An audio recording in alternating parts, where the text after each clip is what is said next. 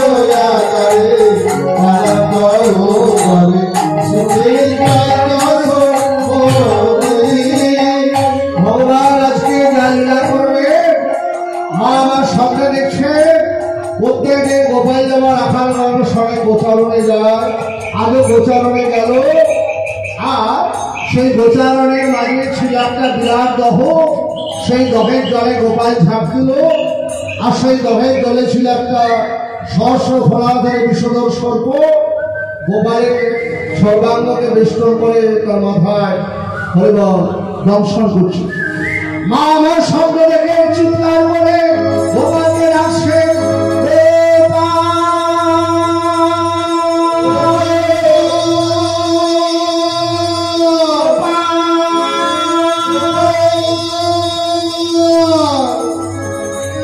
অন্তর্যামী ভগবান কৃষ্ণ থেকে বুঝতে পেরেছে মা আমার শব্দ দেখে ভয় পেয়ে গেছে। মাকে সান্ত্বনা দিচ্ছি।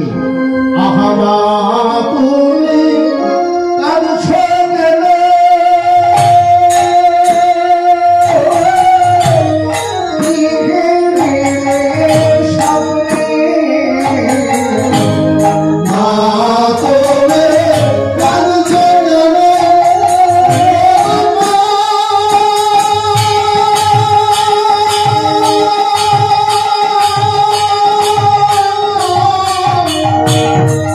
তুমি কি হেরে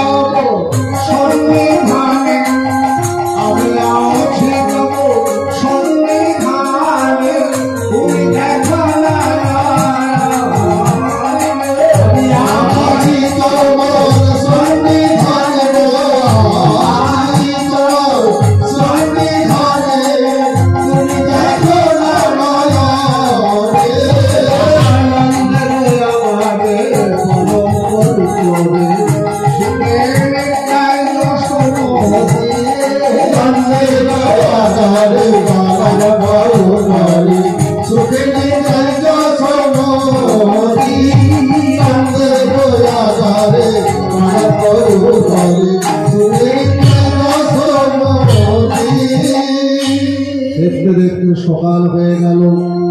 যে মাত্র সকাল হয়েছে মারা গোপালকে বলে শ্রী সুপ্রসাদ কিংসরাবলী গোপালের শিবদনে তুলে দিচ্ছে।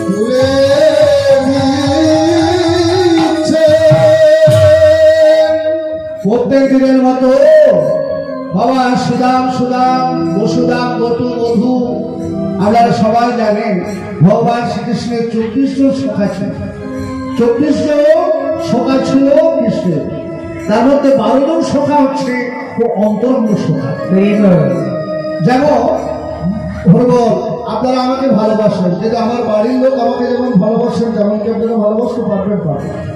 তেমনি ভগবান শ্রীকৃষ্ণের 24 জন সখা যে ছিল, এই 24 জন সখার মধ্যে 12 জন সখা হচ্ছে খুব অন্তরঙ্গ সখা, খুব কাছে। তাই মা এই 12 জন সখা ধেনুবৎসগণ সঙ্গে করে উপনীত হয়েছে বৃন্দাবনে। প্রত্যেক দিনের মতো আজও তারা গোপালকে নিয়ে গোচারণে যাবার লাগি। ধেনুবৎসগণ হাম্বা রবে ডাকছে। হরিব শ্রীরাম তো তখন রাখালদের সান্ত্বনা নিয়ে সবাই কানায় বলে যখন ডাকছে, আহা কানায় বলে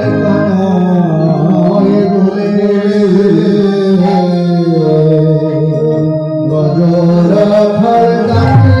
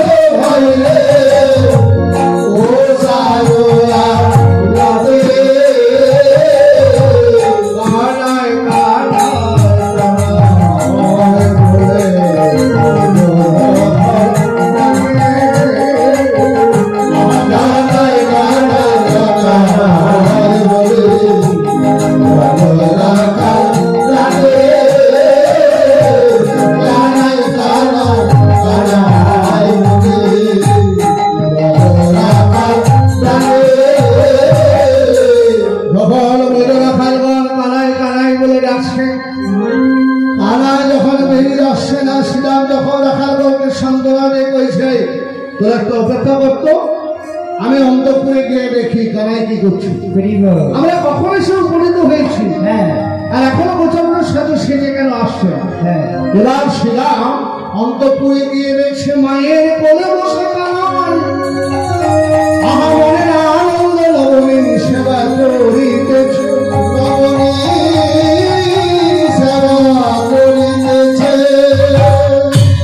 ওমা সভ্য ভাবের ভাবুকেরা ভগবানকে শাসন পর্যন্ত করেছে। এই কানাই, আরে তুই কি আমাদেরকে কেড়ে রেখেছিস নাকি যে তোর ধেনুবৎসগণ নীতি গোচরণে নিয়ে যাবো? আরে আমরা কখন উপনীত হয়েছি, আর এখনো গোচরণের সাথে সেজে বেরিয়ে আসছিস না কেন? তখন নন্দরানী কেঁদে কিনে শ্রীরামকে কহিছে শ্রীরাম আজ আমি গোপালে যেতে দেবো না।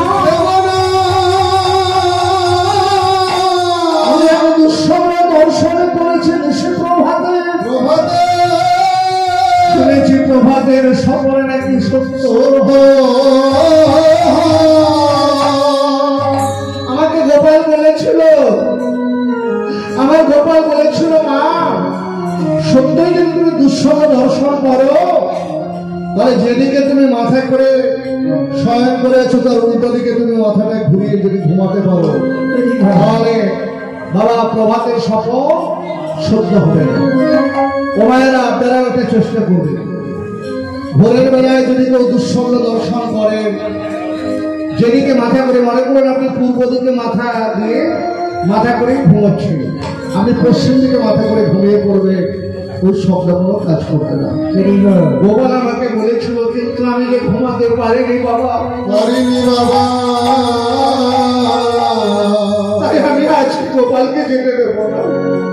তখন শ্রীরাম কেনে কেনে বলছি, মা আই তো বলাইটা গোচরণে যাবে না, কানু ভাই যদি গোচরণে না যায়, বনমাঝে ক্ষুধা পেলে কি আমাদের ফলে না দেবে?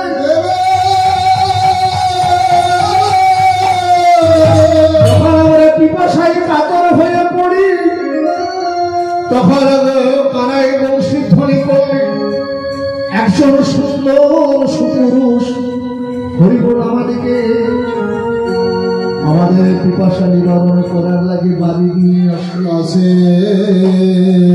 সেই বাড়ি পানে করে আমরা পিপাসাস নিবারণে করি।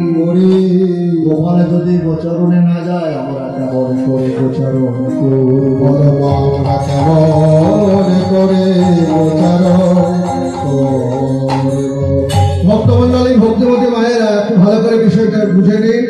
ভগবান কৃষ্ণ যিনি কালিয়ারাকে দমন করে চলেছিলেন, কিন্তু বলরাম গোচরণে যায় না। কেন বলরাম গোচরণে যায় না? তার দুটো মমতা ছিল। হরিবল বলরামের সেদিন ছিল জন্মতিথি, তাই জন্মতিথিতে সহসা হরিবল বাবা মা ছেলে মেয়েকে বাড়ির বাইরে বেরোতে দেয়। এখন আবার অনেক পরিবারের বাবা happy birthday to you cake কাটা হচ্ছে, চোখ চুষ্য দন্দন করে আত্মীয় স্বজনদের সেবা নেওয়া হচ্ছে। তখন ভগবান হাসেন, ভগবান হাসেন, বলে বাবা বাবা, আমি তোকে দিলাম এমন সুন্দর ছেলে মেয়ে, ওই ছেলে মেয়েকে পেয়ে আমার জন্মতিথিতে পালন না করে ওরা ছেলে মেয়েদের জন্মতিথি পালন করছি। তাই আমি সেই সব মায়েদের বলবো, সেই সব বাবাদের বলবো, যারা ছেলে মেয়েদের জন্মতিথি পালন করে, ঈশ্বরের জন্মতিথি পালন করেন না, তাদের জন্মতিথি যখন ছেলে মেয়েদের জন্মতিথি যখন পালন করেন, তখন ভগবান মনে দুঃখ পায়। তাই ভগবানের জন্মতিথি পালন করবো। আপনার যদি একটি ছেলে একটি মেয়ে কিংবা দুটি ছেলে দুটি মেয়ে থাকে, সবার জন্মতিথি পালন না করলেও চলবে, ভগবানের জন্মতিথিটা পালন করলে সকলের মঙ্গল হবে। তাই মা গাছের গোড়ায় জল দিলে যেমন শাখা প্রশাখা রক্তপল্লব সব প্রস্ফুটিত হয়, তেমনি ভগবানের জন্মতিথি পালন করলে আর কোনো ছেলে মেয়ের জন্মতিথি পালন করতে হয় না।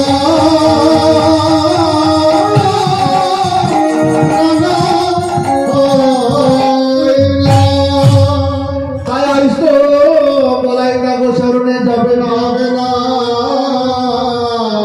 এটা গেল একটা কারণ। আর একটা কারণ বলছি, বলরাম তো ক্ষত্রিয়ের সন্তান। আমি গতকাল বলে গেছি বলরামের জন্ম কথা। ভগবান দেবকীর সপ্তম গর্ভের সন্তান হচ্ছে বলরাম। যোগ মায়ার মায়ায় গর্ভটাকে বদল করা হয়েছিল মাতার হরির গর্ভে, আর মহারাজ কংসকে বলা হয়েছিল দেবকীর সপ্তম গর্ভটা গর্ভপাত হয়ে গেছে। তাহলে বলরাম তো ক্ষত্রিয়ের সন্তান। আমার বন্ধু আমাকে কি বলবে, নন্দরাজের সঙ্গে বসুদেবের যে পুরানো বন্ধুত্ব ছিল সেটা আপনারা সবাই জানেন, আমি গতকাল উল্লেখ করে গেছি। তাই মা প্রত্যেকদিন নন্দরাজ তাকে গোচরণে পাঠাতো না, নিজের কাছে রেখে রাজকার্য পরিচালনা করা শিক্ষাত। তাই প্রত্যেক দিনের মধ্যে সেদিনটি হচ্ছে একটি দিন। তবে ভাগবত প্রমাণ করে গিয়েছে বলরামের সেদিন ছিল জন্মতিথি, এটাই কিন্তু ঠিক। তাহলে আমরা কেমন করে গোচরণ করবো? বলো না আমরা কেমন করে গোচরণ করবো? আর এদিকে নন্দরাজ ছিল বাথানে, মাথার মাকে বলে গোয়াল, গোয়ালকে শুদ্ধ ভাষায় বলে বাথা। এই বাথান থেকে হন্তদন্ত হয়ে আসছে নন্দরাজ। কি হল, রাখাল কখন উপনীত হয়েছে, আর এখনো রানী কেন গোপালকে গোচরণের সাথে সাজিয়ে দিচ্ছে না? আমি একবার যাই। হন্তদন্ত হয়ে নন্দরাজ এসে দেখছে গোপাল তখন মায়ের কোলে বসে নবনী সেবা করিতেছে। গোপাল তো কিছু না বলে নন্দরানীকে কইছে, হ্যাঁ রাখালরা কখন উপনীত হয়েছে, তুমি এখনো গোপালকে কোলে নিয়ে বসে আছো? তখন মা আমার কেঁদে কেঁদে বলে, তুমি তো আমার স্বামী। স্বামী আমি তোমার কাছে কোনো কথা গোপন করি না, আর করবো না। আমি নিশ্চয় প্রভাত রাজার স্বপ্ন দেখেছি। আর কি স্বপ্ন দেখেছি? আমি স্বপ্ন দেখেছি গোপাল যেমন নিত্য গোচরণে যায়, আজও গেল। সেই গোচরণের মাঝেই ছিল একটা বিরাট দহ। সেই দহের জলে গোপাল ঝাঁপ দিল। আর সেই দহের জলে ছিল কি সহস্র ফোড়াদের বিষধর সর্প। আহা বিষধর সর্প জড়াইয়া কৃষ্ণে, বিষধর সর্প জড়াইয়া কৃষ্ণে, অষ্টকে করয়ে দংশন দেখিলাম স্বপ্নে, অষ্টকে করিলাম দংশন দেখিলাম স্বপ্নে, অষ্টকে করয়ে দর্শন দেখিলাম স্বপ্নে, অষ্টকে করিলাম দংশন দেখিলাম স্বপ্নে। তাই তো আমায় ভয় করি, তাই তো আমার ভয় করি, গোপালে যেতে দেব না, তাই তো আমায় ভয় করি। আমি গোপালে যেতে দেব না, তাই তো আমার ভয় করি। শ্রীরাম তোমরা যাও গোচরণে, গোপালে যেতে দেব না। আমি গোপালে যেতে দেব না, গোপালে যেতে দেব না।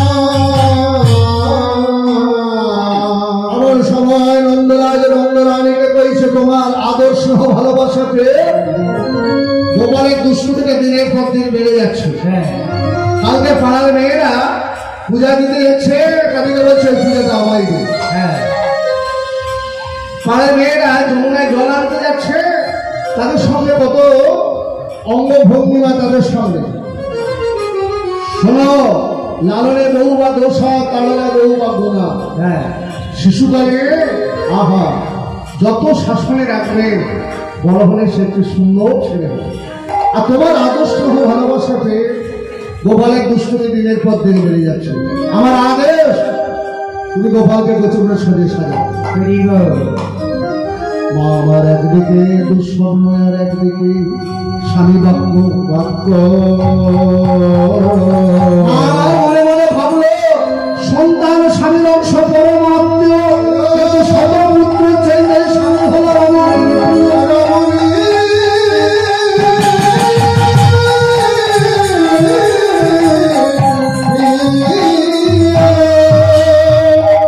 আমার মেয়ের বয়সে যারা আসলে আছো, তাদের একটু দয়া করে ভালো করে শুনে নাও।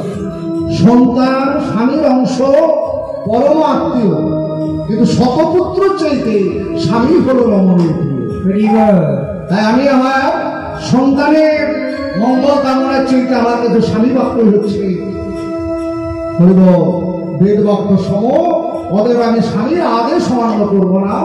মা আমার গোপালকে নিয়ে সাজাচ্ছি। আহা গোপালে লইয়া যতনে সাজা, গোপালে লইয়া যতনে সাজা, গোপালে লইয়া, গোপালে লইয়া যতনে সাজা, মোরে কি সুন্দর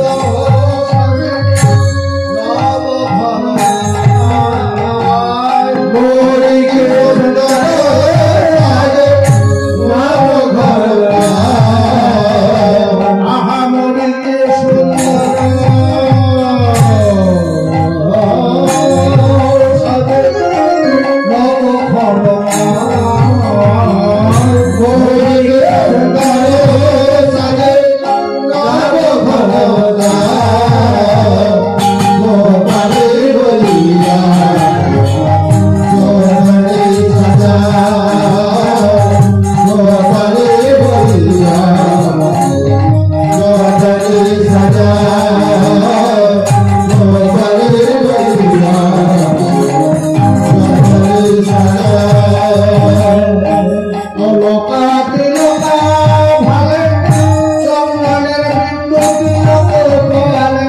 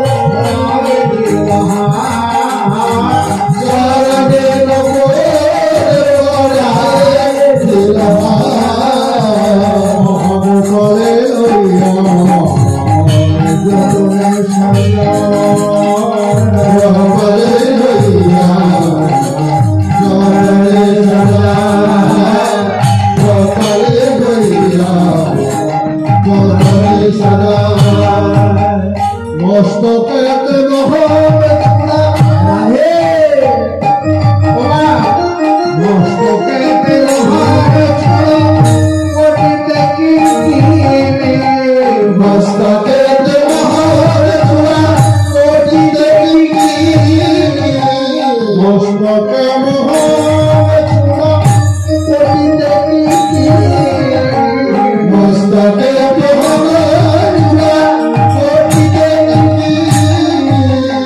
চূড়া পরে শ্রী পুছো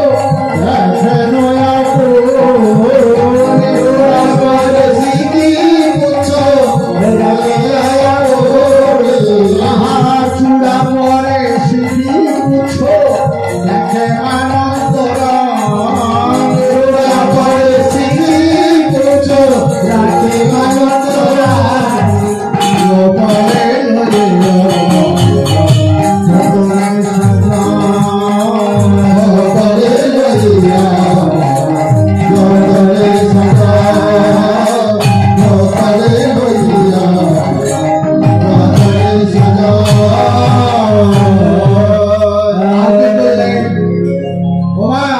রাম রাম বলে গোপালের বাম বাহুতে বেঁধে দিচ্ছ রক্ষ কবর বাম বাহুতে বেঁধে দিচ্ছ রক্ষ কবর। যখন মা নন্দরানী গোপালের বাম বাহুতে রক্ষ কবচ বেঁধে দিচ্ছে, বৈষ্ণব পদকবি আত্মাশা দাঁড়িয়ে বলছে, মা তুমি কার বাহুতে বেঁধে দিচ্ছ রক্ষ কবর? যিনি জগৎকে রক্ষা করছেন, বাৎসল্য প্রেমেকে তোমাকে ভুলিয়ে রেখেছি বলে তুমি তার বাহুতে বেঁধে দিচ্ছ রক্ষ কবর।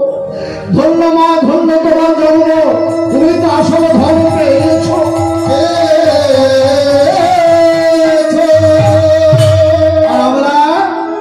আমরা অনেক তো ধনগুলোকে নিয়ে নাড়াচাড়া করছি। রাধে রাধে, আসল ধনটা তোমরা তুমি পেয়েছ। আর কি করবেন মা? আপনারা যা করেন, যখন ছেলে মেয়েরা বাড়ির বাইরে যায় তখন কি করে না মায়েরা বাম হাতের কনিষ্ঠ আঙুলটি নিয়ে মায়েরা দণ্ডাঘাত করে দেয়,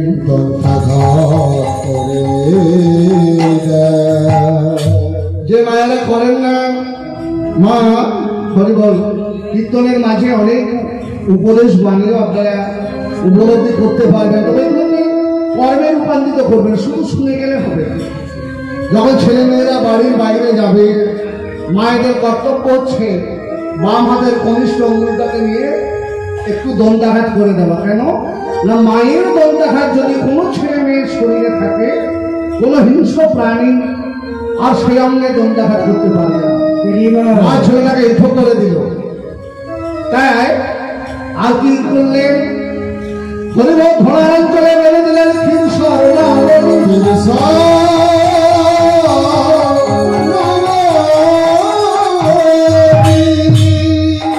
রাম রাম বলে গোপালের বাহুতে বেঁধে দিয়েছে রক্ষ কবর।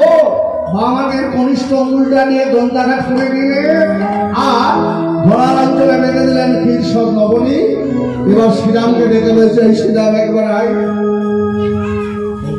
যেই মাত্র বলেছে শ্রীরাম যখনই নন্দরানীর কাছে গেছে, গোপালের হাতটা শ্রীরামের হাতের উপর রেখে আহা শ্রীরামের ধরিত ওরে সোপে দেন দামোদর,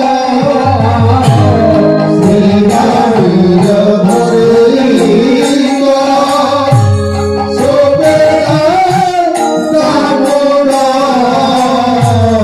ও মায়েরা করবানে হাত, শ্রীরামের হাতটা ধরে গোপালের হাতটা তার হাতে সোপে দিচ্ছি। আহা শ্রীরামের ধরিত সোপে দেন দামোদর, শ্রীরামের ধরিত সোপে দেন দামোদর।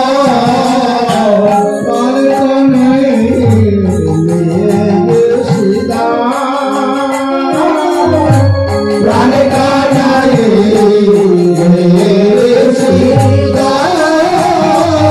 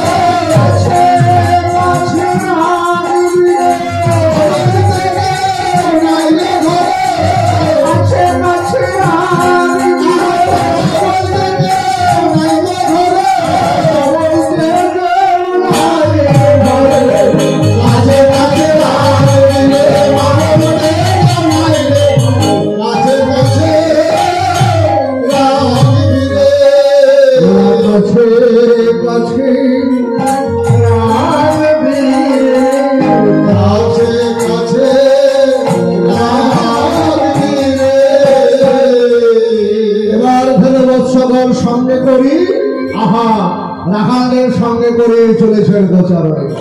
ও মায়েরা, যখন গোচারণে রাখাল না যায় একটা আওয়াজ হয়। কেমন আওয়াজ? হেইয়া রে হেইয়া হই হই, হেইয়া রে হেইয়া, হেইয়া রে হেইয়া হই হই, হেইয়া রে হেইয়া। হেই সাথে চলছে রাখা বগল বাজাইয়া, হেই সাথে চলছে রাখা বগল বাজাইয়া, হেই সাথে চলছে রাখা বগল বাজাইয়া, হেই সাথে চলছে রাখা বগল বাজাইয়া। তালে তালে রাখাল ছেড়ে দইয়া, তালে তালে রাখাল ছেড়ে হেইয়া হেইয়া রে হেইয়া হই হই, হেইয়া রে হেইয়া রে হেইয়া হই হই, হেইয়া রে হেইয়া, হেইয়া রে হেইয়া হই হই, হেইয়া রে হেইয়া, হেইয়া রে হেইয়া হই হই, হেইয়া রে হেইয়া। রাখাল সাহেব বলবৎ প্রাণ গোবিন্দ আমার গোচারণে যাচ্ছে। কেমন ভাবে? বৈষ্ণব পদকবি মাধব ঘোষ পদাবলী রচনা করেছে। হাম্বা রবে গভীর সবে গোষ্ঠীতে চলি, হাম্বা রবে গভীর সবে গোষ্ঠীতে চলি, হাম্বা রবে গভীর সবে গোষ্ঠীতে চলি। ভগলে বন্ধুদের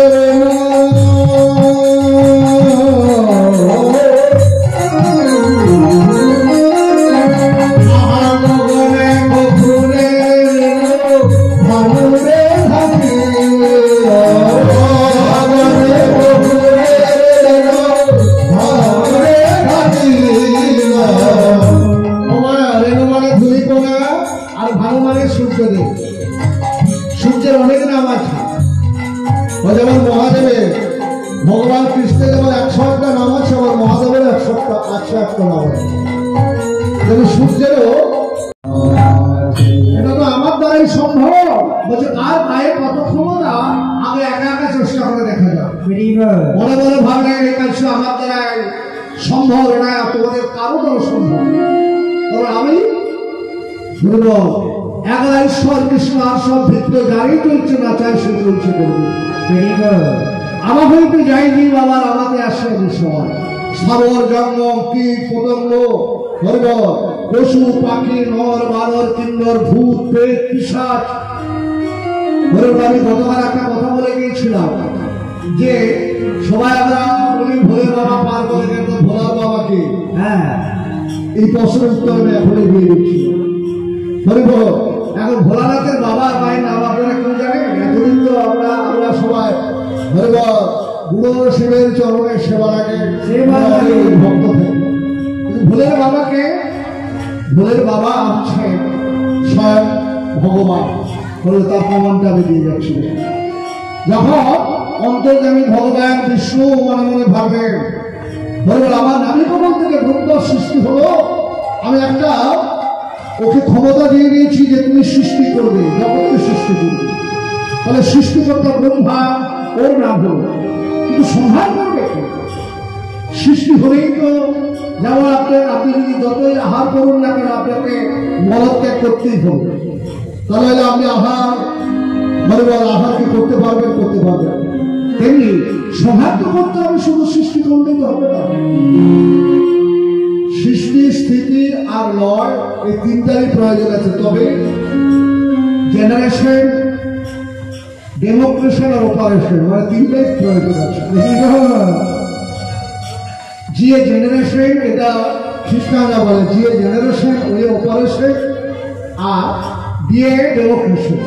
god G O D God, GA generation, ওই হচ্ছে অপারেশন, আর ডিএ হচ্ছে ডেমোক্রেশন। তাহলে সৃষ্টি সৃষ্টি নয়, ব্রহ্মা সৃষ্টি করবে, আমি পালন করব, সংহার করবেন কে? ওমা চিন্তা করছে ভগবান, অন্তর্যামী ভগবান চিন্তা করতে করতে তার ললাটের একটা জ্যোতি বেরিয়ে গেল।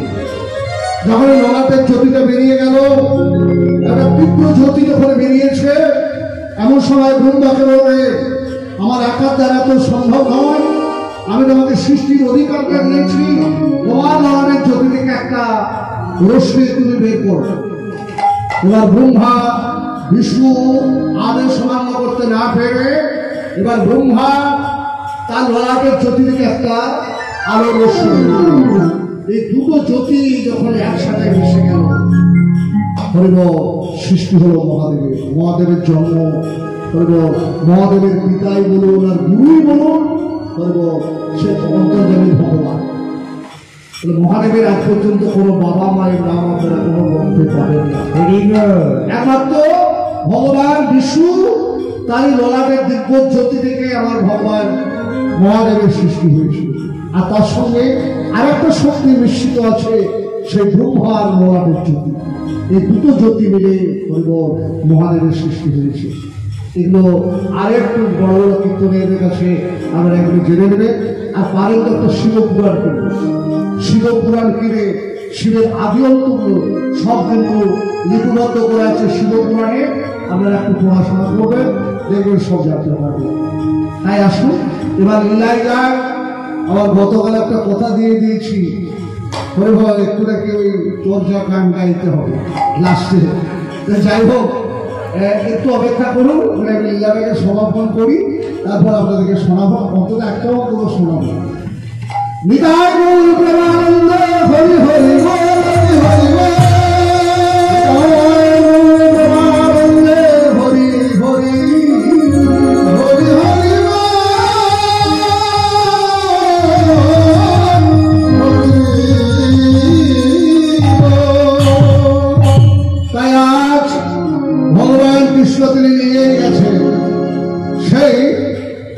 সবাই কিন্তু নয়ন মুদ্রিত করে থাকবে, একবারে কিন্তু নয়ন খুলবি না।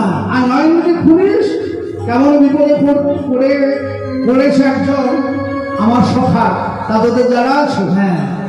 যখন দাবাগ্নি পান করেছিল ভগবান কৃষ্ণ, তখন সবাইকে বলেছিল তোমরা নয়ন মুদ্রিত করে থাকবে, তাহলে কিন্তু যদি দেখিস তাহলে কিন্তু তোরা অন্ধ হয়ে যাবে।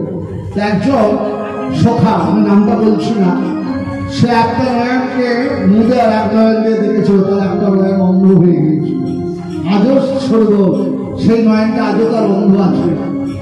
একজন সখা, এই 2400 সখার মধ্যে একজন। তাই মা আজ ভগবান কৃষ্ণ সবাইকে নয়ন মুদ্রিত করতে বলে নিজেই গিয়ে কি করলেন, নিজে ওই গাছের সামনে গিয়ে মানসার মারি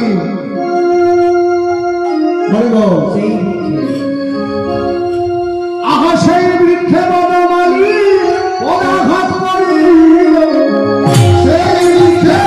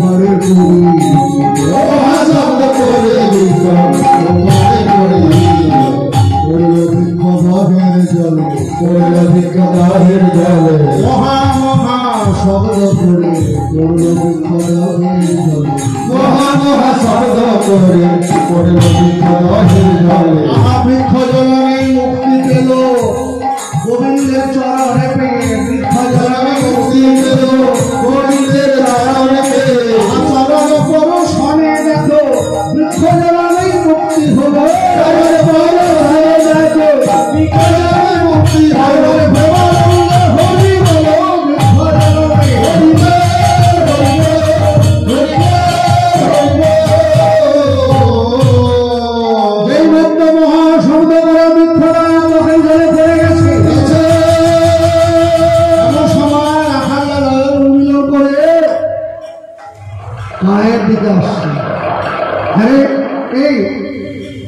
গাছটাকে তুই ফেললি কি করিনি? ঐশ্বর্য ভাবটাকে রাখালদের কাছে প্রকাশ না করে কি বলবো জানেন? বললেন, দেখ পশুরাজ সিংহের যখন বয়স হয়ে যায় না, সে তখন শিয়ালেরও অধীর হয়ে যায়। পশুরাজ সিংহের যখন বয়স হয় সে তখন শিকারেরও অধীর হয়ে পড়ে। গাছটা তো একেবারে বয়স হয়ে গেছে, শিকড়গুলো একেবারে নষ্ট হয়ে গেছে। আমি যেইমাত্র চরণটা ঠেকিয়েছি অমনি মহাশব্দকে দেখ যা করেছিস করেছিস, আর কিন্তু তুই আর বৃক্ষের দিকে তাকাস না। কেন? আরে ওই গাছটার উপরে অনেক অমৃত আছে, ওটা তো ঢালা হয়ে যাবে, কিন্তু পাতায় পাতায় শিরায় শিরায় তো অমৃত শোষণ করেছি। আমি সমস্ত পাতাগুলোকে খুশি জলের জলে ফেলি। ভগবান ভক্তের ভাবনার আজকে উদিত হওয়ার জন্য রাহালের কাছে কেমন মিথ্যার আশ্রয়টা দিলেন দেখে। এবার লাভ দিয়ে যেই মাত্র উঠেছে কদমের ডালে, দেখি যদু নন্দন দুষ্টের স্বপ্নে দমন লাগি, লাভ দেওয়া উঠিল কদমের ডালে। আহা লাভ দিয়া উঠে কৃষ্ণ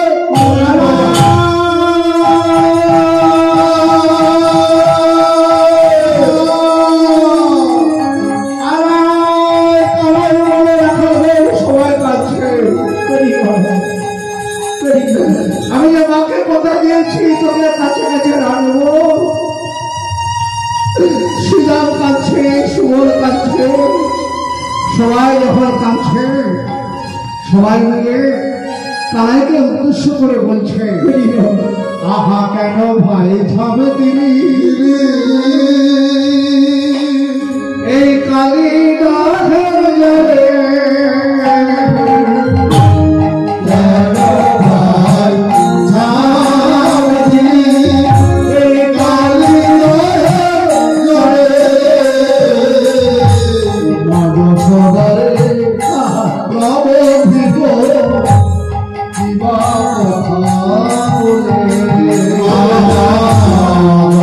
Oh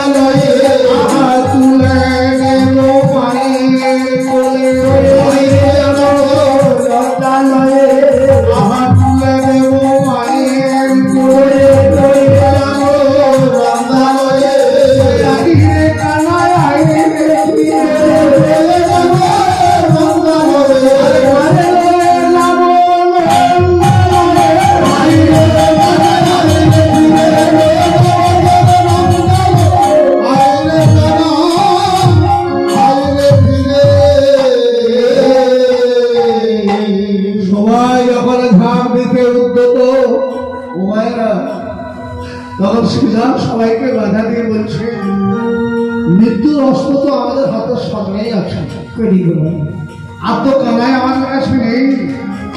আমরা এক গন্ডস বলে জল পান করে নেই তো আমরা আবার প্রাণ হারাবো। অতএব একটু ধৈর্য ধরো, বিপদে ধৈর্য, বিপদে ধৈর্য ধরতে হয়। একটু দাঁড়া ও মায়েরা। আর এদিকে ভগবান কৃষ্ণ যখন নন্দালয়ে, আহা নন্দালয়ে এমন ভাবে অমঙ্গলের চিহ্ন ভাসিয়ে দিয়েছে, যা দেখে মা নন্দরানী থরথর করে কাঁপছে।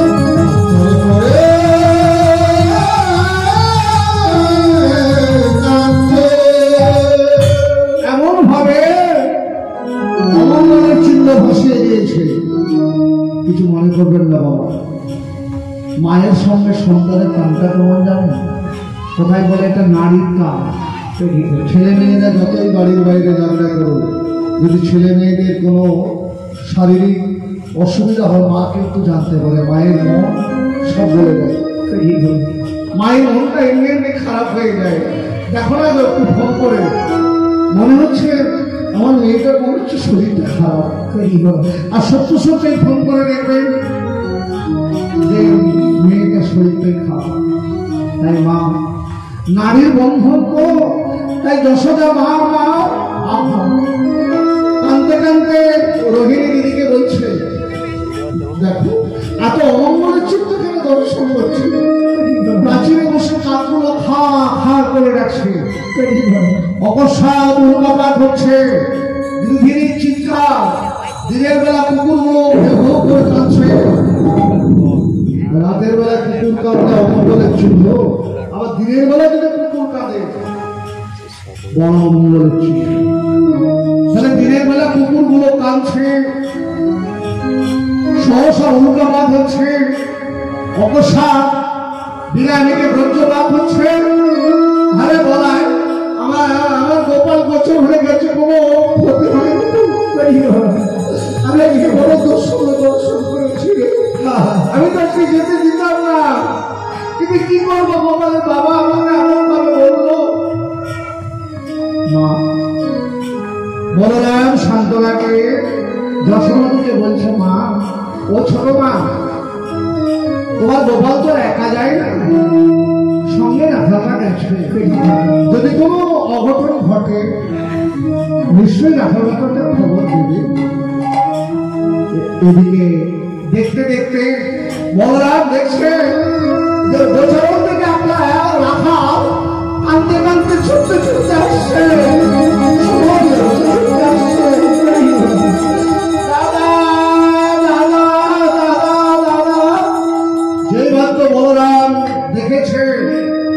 সুবল দাদার চরণ তলে লুটিয়ে পড়ে সুবল কেঁদে কেঁদে বলছে, দাদা দাদা কানাবে না।